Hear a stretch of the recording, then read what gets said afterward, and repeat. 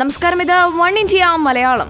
ഒരു മാസത്തോളം നീണ്ട വിദ്യാർത്ഥി സമരത്തിനു ശേഷം ലോ അക്കാദമി ലോ കോളേജിന്റെ വിവാദ ഭൂമി സംബന്ധിച്ച റവന്യൂ നടപടികൾ ഇഴയുന്നു. പതിച്ചു നൽകിയ ഭൂമി വ്യവസ്ഥകൾക്ക് വിരുദ്ധമായി ഉപയോഗിച്ചിട്ടുണ്ടെന്ന റവന്യൂ പ്രിൻസിപ്പൽ സെക്രട്ടറി അന്വേഷണ റിപ്പോർട്ട് നൽകിയെങ്കിലും അക്കാദമിക്ക് നോട്ടീസ് നൽകാൻ പോലും റവന്യൂ അധികൃതർ ഇതുവരെ തയ്യാറായിട്ടില്ല.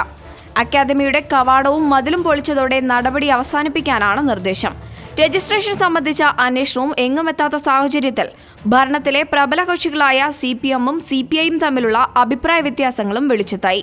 നിയമവശങ്ങൾ വിശദമായി പഠിച്ചതിനു ശേഷം മാത്രമേ അക്കാദമിക്ക് നോട്ടീസ് നൽകാൻ സാധിക്കുള്ളൂ എന്നാണ് ജില്ലാ ഭരണകൂടം അറിയിച്ചിരിക്കുന്നത്. അക്കാദമിയുടെ ഭൂമി തിരിച്ചുപിടിക്കാൻ നടപടിയൊന്നും ഉണ്ടാകില്ലെന്ന് വ്യക്തമാക്കിയിരുന്ന മുഖ്യമന്ത്രി പിണറായി വിജയൻ വിദേശത്ത് പോയ ഘട്ടത്തിലാണ് CPI-യുടെ കീഴിലുള്ള റവന്യൂ വകുപ്പിന്റെ നടപടികൾ തിരക്കിട്ട് ആരംഭിച്ചത്.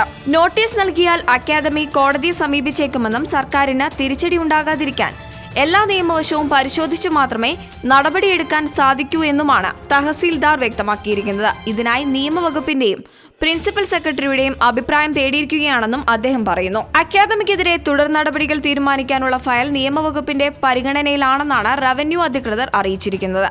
എന്നാൽ അങ്ങനെ ഒരു ഫയൽ ഇതുവരെ ലഭിച്ചിട്ടില്ലെന്ന് നിയമവകുപ്പ് ഉന്നതർ വ്യക്തമാക്കുന്നു.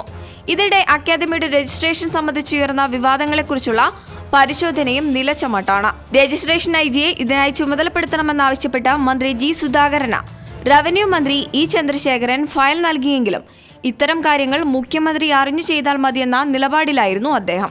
അന്വേഷണം ആവശ്യപ്പെട്ടുള്ള ഫയൽ അദ്ദേഹം മുഖ്യമന്ത്രിയുടെ പരിഗണനയ്ക്ക് അയക്കുകയും ചെയ്തു. ഫയൽ തിരിച്ചെത്തിയിട്ടുണ്ടെന്നും അന്വേഷിക്കാൻ രജിസ്ട്രേഷൻ IG-യോട് ആവശ്യപ്പെട്ടിട്ടുണ്ടെന്നും G. സുധാകരന്റെ ഓഫീസ് വ്യക്തമാക്കുന്നുണ്ട്. എന്നാൽ ഇത് എന്ന് പൂർത്തിയാകുമെന്ന ചോദ്യത്തിന് മറുപടിയില്ല. ഈ വാർത്തയോട് നിങ്ങൾക്കും പ്രതികരിക്കാവുന്നതാണ് കമന്റിലൂടെ. കൂടുതൽ വാർത്തകൾക്കായി വൺ ഇന്ത്യ മലയാളം സബ്സ്ക്രൈബ് ചെയ്യുക.